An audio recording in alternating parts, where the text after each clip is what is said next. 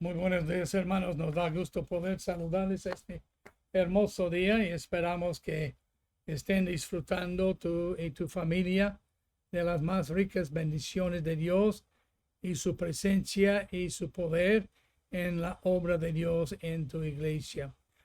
Mi esposa y su servidor quisiéramos darles gracias por sus oraciones por nosotros, particularmente por mi esposa, a quien tiene cáncer, pero todavía faltan algunos visitas con los doctores en Houston, Texas, para llegar a una conclusión y un prognosis de lo que está pasando en el cuerpo de mi esposa. Por favor, sigan orando por ella y también sigan orando por el seminario, hermano Sergio, los demás que están enseñando en el seminario, el grupo de maestros que tenemos. Oren que Dios nos mande un buen grupo de jóvenes y también de matrimonios nuevos al seminario y que los de segundo y tercero pueden regresar con bien animado para meterse la mano al arado de Dios en la obra de Dios aquí en las iglesias. Hoy en esta mañana quisiera invitarles que abren sus Biblias al libro de Juan. Hemos estado estudiando el libro de Juan, lo hemos dejado por algún tiempo, pero ya estamos de vuelta. Y ya recuerden que estamos hablando de Jesús en los cuadros como Juan, el apóstol Juan, le presenta. En el capítulo 1 le presenta como el verbo. En el capítulo 2, Juan, el apóstol, le presenta como el Dios omnipotente o el hacedor de milagros que prueban su omnipotencia. En el capítulo 3, Jesús fue presentado como el amor de Dios divino. En el capítulo 4, Juan le presenta como el agua de vida. En el capítulo 5 es presentado como el Hijo de Dios. Y en el capítulo 6 es presentado como el pan de vida. Ahora en nuestro capítulo hoy, Él es presentado como Jesús el Cristo. Juan 7, 28 al 29 y 41 dice: Jesús entonces, enseñando en el templo, alzó la voz y dijo, a mí me conocéis y sabéis de dónde soy, y no he venido de mí mismo, pero el que me envió es verdadero, a quien vosotros no conocéis, pero yo le conozco, porque de él procedo y él me envió. En el versículo 41, algunos dijeron, este es el Cristo, y le conocieron y sabían que él había procedido de Dios y no había procedido de sí mismo, pero fue enviado de Dios, el verdadero Dios, y es el verdadero Cristo y el Mesías, el ungido Dios mismo. En este capítulo, lo primero que notamos desde el versículo 1 al versículo 13 de este capítulo, que Jesús es el Cristo, pero aún siendo el Cristo, el enviado, el ungido de Dios, él fue rechazado. Y no voy a alargar la discusión sobre él siendo rechazado. Pero notamos en el versículo 1 y 2, la Biblia dice, los judíos en lugar de recibirle procuraban matarle. Así entonces él fue rechazado por los judíos, como la Biblia dice en Juan 1:11, a los suyos vino, pero los suyos no le recibieron. Y no solamente no le recibieron, aquí le vemos procurando matarle, rechazándole. Pero no solamente fue rechazado por los judíos, fue también rechazado por sus propios hermanos. Sus hermanos que eran de María y de José, en cuál familia Dios había traído a Jesucristo. Ellos, en lugar de recibirle, dijeron, sal de aquí y vete a Judea para que tus discípulos vean tus obras si tú eres quien tú dices que tú eres. Lo que tú haces no lo hagas en secreto. Manifiéstate al mundo, porque ni aún dice en el versículo 5, sus hermanos creían en él, como si fuera algo de sorpresa. No creían en él. Entonces fue rechazado por los judíos, rechazado por sus propios hermanos, rechazado por el mundo. Él dice en el versículo 7, no puede el mundo aborreceros a vosotros, mas a mí me aborrece. ¿Por qué le aborrecen y lo rechazaron? Porque le aborrecen. Entonces, luego él subió a Jerusalén. Y luego él fue rechazado por la multitud. Vemos que había un gran murmullo en el versículo 12 acerca de él entre la multitud.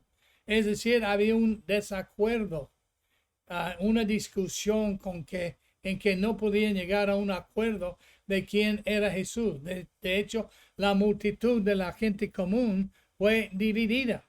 Algunos decían, es bueno él, pero otra parte de la multitud decía, no, él engaña al pueblo. Y siempre ha sido así en cuanto a las multitudes, que no creen en él, sino rechazan a él. Algunos dicen que es bueno, y que pues quizás otro día yo cambio mi parecer, y otros dicen que no, él es un engañador. Pero luego en el versículo 3 notamos que ninguno hablaba abiertamente de él. Los fariseos no hablaban nada bueno de él abiertamente. Los judíos no hablaban abiertamente de él algo bueno. Sus hermanos no hablaban abiertamente de él. ¿Por qué? Por miedo de los judíos. Y hay muchos que no reconocen a Cristo como su Salvador, simplemente por miedo de lo que digan otros de ellos o como otros les tratan en este caso. Entonces, entonces notamos que Jesús fue rechazado por los judíos, rechazado por sus propios hermanos, rechazado por el mundo, rechazado por la multitud y rechazado por los miedosos también.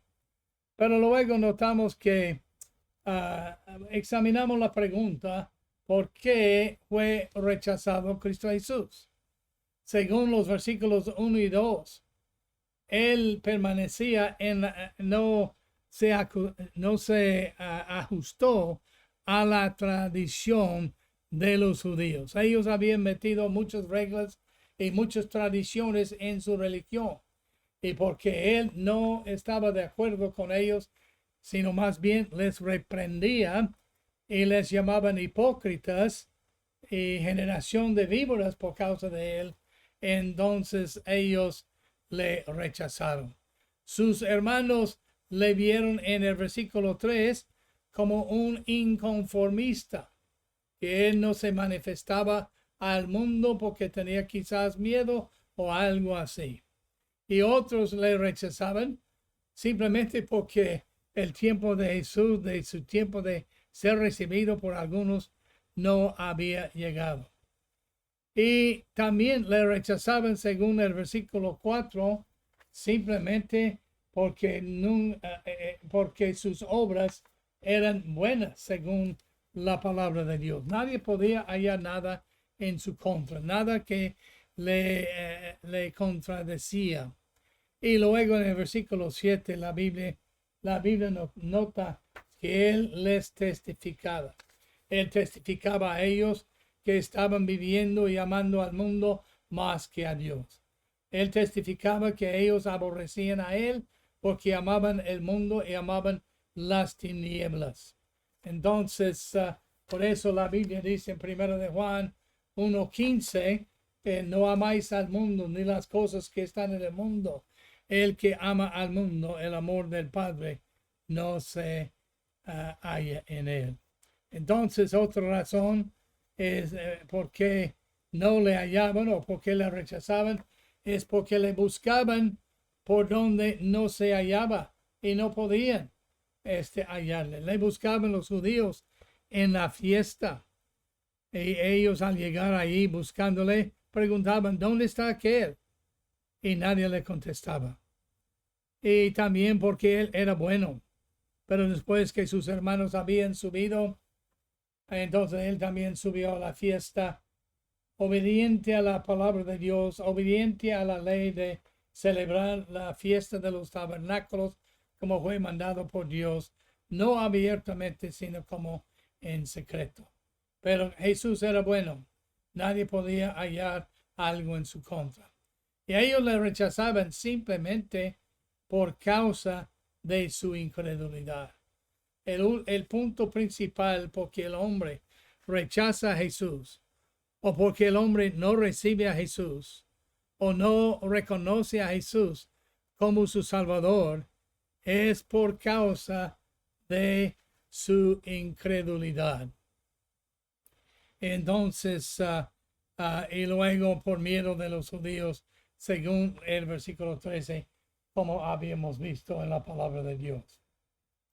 Pero luego notamos tercero, que Jesús es presentado aquí como el Cristo, pero como el Cristo, Él es el Maestro sublime. En el versículo 14 la Biblia dice, más a la mitad de la fiesta subió Jesús al templo y enseñaba. En la fiesta de los tabernáculos duraba una semana. Ellos estaban a la mitad de la semana. Estaba casi terminado. Y se maravillaban los judíos diciendo, ¿cómo sabe este letras sin haber estudiado? Es decir, al verle se maravillaban de él, siendo uno que no había estudiado, siendo uno que no había aprendido en las escuelas en que ellos habían aprendido. Entonces que simplemente se maravillaban que él tenía tanta sabiduría y tanto conocimiento de lo que no había estudiado. Le tomaban como un ignorante, un ineducado, igual como muchos hoy día ven a los que nosotros que nos aferramos a Cristo, que solamente es una religión para los ignorantes y los ineducados. Pero Cristo es Dios y Él es omnisciente y Él sabe todo y no hay nada que Él no sabe acerca de ti o acerca de mí o acerca de este mundo. Él sabe qué va a hacer, Él sabe cómo va a hacerlo, Él sabe cuándo va a hacerlo y Él sabe por qué lo hace. Entonces, ¿qué les enseñaba? Hay 5 cosas aquí que les enseñaba. Versículo 16 dice, Jesús les respondió y dijo, mi doctrina no es mía, sino de aquel que me envió. Lo primero que él les enseñaba aquí era la doctrina según la palabra de Dios. En 2 Timoteo capítulo 3, respecto a la doctrina, Pablo nos exhorta con estas palabras, comenzando en 2 Timoteo 3, 14, pero persiste, es decir, sé diligente y precipítate y persiste tú, continúa en lo que has aprendido y te persuadiste, sabiendo de quién has aprendido y que desde la niñez has sabido las sagradas escrituras, las cuales te pueden hacer sabio para la salvación por la fe que es en Cristo Jesús. Toda la escritura es inspirada. Nota, la inspiración habla del aliento de Dios. Cuando Dios creó al hombre, le hizo del lodo, le formó, y luego la Biblia dice que él respiró el aliento de sí mismo en sus pulmones, porque Dios es la vida y es el autor de la vida. Entonces notamos aquí las escrituras es donde nosotros podemos adquirir doctrinas. La doctrina de la salvación por la fe en Cristo Jesús, las cuales te pueden hacer sabio para la salvación por la fe que es en Cristo Jesús. Y luego nota el versículo 16 de 2 a Timoteo capítulo 3. Toda la escritura es inspirada, respirada por Dios y útil nota para enseñar, es útil para lo que debemos de creer, es útil para doctrina. Si tú quieres saber de Dios, lee la Biblia. No lees los otros libros. Lee la Biblia donde Dios habla claro. Los que hemos escrito sermones, los que han escrito libros y pues ya diferentes papeles sobre Dios y sobre Cristo. Dios te ha dado a ti la misma aptitud para leer la palabra de Dios y entenderlo también. Toda escritura es inspirada por Dios, útil, beneficioso para doctrina, beneficioso para redarguir. Nos enseña no solamente lo que debemos creer acerca de Jesús, acerca de Dios, acerca de la Biblia, acerca de la vida, acerca del matrimonio, acerca de el juicio, acerca de la profecía, acerca del hombre y todo lo demás. Él nos enseña lo que no debemos creer para redarguir. Y luego cuando nos equivocamos y somos propensos a equivocarnos, no somos perfectos, somos hombres y nos acercamos a la palabra de Dios con el conocimiento que ya sabemos. Y a veces este conocimiento ha sido torcida por la cultura o torcida por la influencia de otra persona que nos cae muy bien y que nos ha hablado. Pero cuando creemos mal, la misma palabra de Dios es útil para corregir, para enderezar nuestros caminos y ponernos bien con Él. Y luego para instruir en justicia, cómo quedarnos bien con Dios y bien con los demás, cómo vivir, a fin que el hombre de Dios, el siervo de Dios sea perfecto, es decir, maduro, totalmente crecido y maduro en las cosas de Dios. De tal manera que la Biblia dice, está enteramente preparado, noten, para toda buena obra según la palabra de Dios.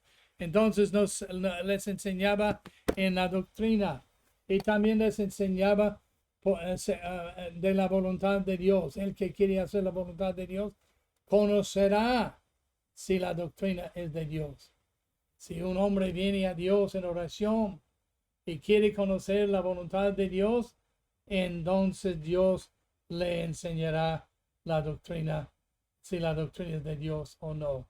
Por eso Pablo decía, os ruego, hermanos, que presentéis vuestros cuerpos a Dios en sacrificio vivo, santo, agradable, para que comprobéis cuál sea la buena y perfecta voluntad de Dios, ya en el versículo 3. Entonces enseñaba la voluntad de Dios. Dios quiere que tú y yo sepamos la voluntad de Dios.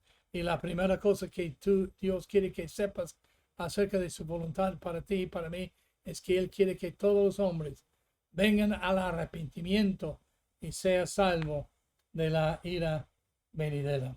También les enseñaba en el versículo 18 de la gloria de Dios. El que habla por su propia cuenta, su propia gloria busca. Él decía, ustedes pueden saber que no estoy hablando de mi gloria, estoy hablando de la gloria del que me envió. Este es el verdadero. Y en él no hay injusticia. Y entonces luego él les enseñaba el propósito de la ley. Él no decía que deben vivir por la ley. Él no decía que la ley fue dada para que estemos bien con Dios o que sean las reglas por cuales vivamos. ¿Cuál fue el propósito de la ley? Gálatas capítulo 3 nos dice que la ley fue dada para que tú y yo sepamos nuestra necesidad de la salvación de Dios. Que nosotros sepamos qué tan pecaminosos somos y que no podemos justificarnos porque nadie cumple la ley que ha quebrantado la ley. Y si uno ha quebrantado la ley, en un punto Gálatas dice, es culpable de toda la ley. Entonces, cuando él no les enseñaba de la ley como ellos decían, demonio tienes. Entonces, demonio tienes, dicen ellos. Ellos atribuían sus obras y lo que él hacía a Satanás mismo. Y luego él les enseña de justo juicio. ellos le condenaban, ellos le rechazaban. Y Cristo les responde, una obra hice y todos os maravilláis. Él había sanado a un hombre en el día, en el día sábado, en el día del sábado de Dios. Y entonces ellos le criticaban y procuraban matarle porque según ellos estaba haciendo obras que no debe hacer en el día de reposo. Entonces Cristo les da esta enseñanza. Por cierto, Moisés os dio la circuncisión porque no sea de Moisés, sino de los padres, y en el día de reposo circuncidáis al hombre. Es decir, le circuncidan porque es mandato de Dios. Y lo que yo hice es mandato de Dios, que trato a mi prójimo como a mí mismo. Se recibe al hombre la circuncisión en el día de reposo para que la ley de Moisés no sea quebrantada. ¿Os enojáis conmigo? Porque en el día de reposo sané completamente a un hombre. Vuélvense en de su insensatez. No juzguéis según las apariencias, sino juzgad con justo juicio. Aún en el día de reposo, si caía su buey, o caía su caballo, o caía se perdió una oveja, ellos salían para buscar y rescatarlo. Entonces, ¿cómo es que me pueden juzgar y decir que soy malo porque yo hago bien con un hombre que necesitaba de la sanidad de Dios? Entonces, luego, hermanos, ya estamos en los penúltimo punto. Jesús es el Cristo y aquí encontramos la pregunta primordial según el versículo 41. Según el versículo 41, la pregunta primordial es esta: ¿es Jesucristo el Cristo según ellos? Notamos en los versículos 25 al 27 la incredulidad de que Él es el mismo Cristo. Le atribuían obras buenas, le atribuían que era de Dios, le atribuían lo que Él hacía era de Dios, pero no lo reconocían como el Mesías. Y Él dice, si no vosotros no creéis que yo soy, pereceréis en vuestros pecados. En lugar de creer en Él, buscaban para matarle. Jesús declara en el versículo 28 que ellos saben quién es. La Biblia nos dice en Romanos capítulo 18 al 20 que el hombre ya sabe quién es Dios, aún su poder y su majestad, porque Dios lo ha revelado a ellos en su corazón.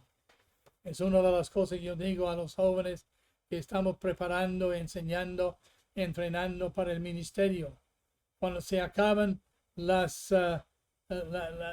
argumentos por Cristo y en contra de lo que ellos están presentando, simplemente dales la palabra de Dios, la verdad. Y se nota cuando nosotros les damos la palabra de Dios, aunque no están de acuerdo, se enojan, se enfurecen, hasta que quieren matarnos a veces. Entonces había una incredulidad acerca de, ¿es este el Cristo? Y Cristo declaró quién ellos eran y declaraban, a mí me conocéis y sabéis dónde soy, de dónde soy, y que no he venido de mí mismo, pero me he venido del verdadero, quien es Dios, a quien vosotros no conocéis. Y en otro pasaje más en el futuro que estudiaremos, él dice, si hubierais conocido a aquel que me envió, me habían conocido a mí. Porque él que ha visto a mí, ha visto también al Padre. Pero también notamos en el versículo 3, muchos creyeron en él. Muchos de la multitud, en el versículo 31 dice, creyeron en él. No todos, no la mayoría, sino solamente muchos. Pero algunos de ellos creían superficialmente, porque decían, el Cristo cuando venga hará más señales que las que este hace. Todavía algunos de ellos no estaban convencidos, pero muchos creyeron en él. Y la Biblia dice que el que me cree tiene vida eterna. En la terquedad que los fariseos manifestaban hacia esta pregunta primordial es Cristo. Cristo manifiesta su paciencia en el versículo 33 cuando él dijo, todavía un poco de tiempo estaré con vosotros, iré al que me envió. Cristo pudo haber dicho ya, y les podría haber dicho, ya no quiero nada que ver con ustedes. Él dice, todavía estoy con vosotros, todavía hay esperanza. Si vuelven de sus malos pensamientos y se arrepienten y ven que yo soy el que vino y murió por vuestros pecados. Entonces, luego él les manifiesta su amor, avisando en medio de su terquedad el peligro que ellos corren por no aceptarle y solamente buscar su muerte. Él dice en el versículo 34, me buscaréis y no me hallaréis, y a donde yo estaré, vosotros no podréis venir. ¿Qué está diciendo? Si ustedes quieren ir donde yo estoy, y yo voy para estar con mi Padre, con quien ustedes dicen que es vuestro Padre, entonces tienen que dejar de buscar a matarme y aceptarme como su Mesías y como su Salvador, porque yo voy a morir por vuestros pecados, ser sepultado y resucitar de entre los muertos. Pero noten cómo ellos respondieron a él, a su paciencia y a su amor. Respondieron con escarnio. Versículo 35, entonces los judíos dijeron entre sí, y noten, aquí no trae el tono, pero podemos imaginarnos el tono de estas palabras que ellos decían a Cristo Jesús al ver y ser enfrentados con su amor y su paciencia. ¿A dónde se irá que no le hallaremos, dice ellos?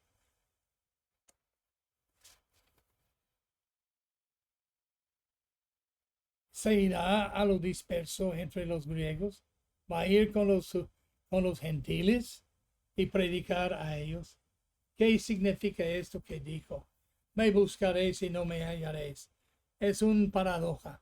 Y a donde yo estaré, vosotros no podréis venir. Todo es una paradoja.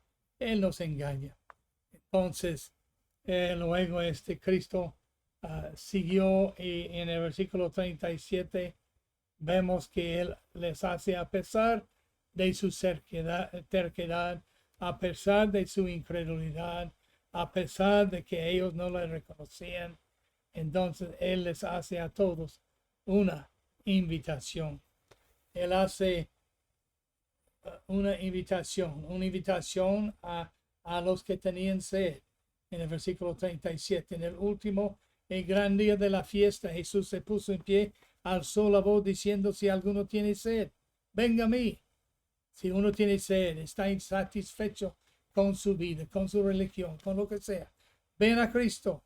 O Cristo nos da las aguas de vida, que habla de la satisfacción que Él nos da cuando la recibimos como nuestro Salvador. Si tienes sed, entonces tienes que beber el agua indicada. Por eso Él dice, a beber y venga a mí y beba. Hay que beber. Él es el único que tiene las palabras de vida. No hay otro nombre bajo el cielo dado a los hombres, sino Él, Cristo Jesús. Él es el camino, la vida, la verdad. Nadie viene al Padre sino por mí. Entonces, a beber, venga a mí, beba, ¿qué significa? A creer en Él. El que cree en mí, como dice la Escritura, de su interior correrán ríos de agua vida. Cristo cambiará su vida. Cristo te dará la vida eterna. Cristo te dará el pan de vida. Cristo te dará satisfacción. Cristo te dará gozo sin par si tú le crees en Él como tu Salvador. Y luego dice una invitación a recibir al Espíritu Santo. Esto dijo del Espíritu que había de recibir los que creyesen en Él, pues aún no había venido el Espíritu Santo, porque Jesús no había sido aún glorificado. La cosa es, refuta la idea que hay una segunda obra de gracia. para recibir al Espíritu Santo. Unos dicen primero tienes que recibir a Cristo, otros dicen luego tienes que ser bautizado por el Espíritu Santo.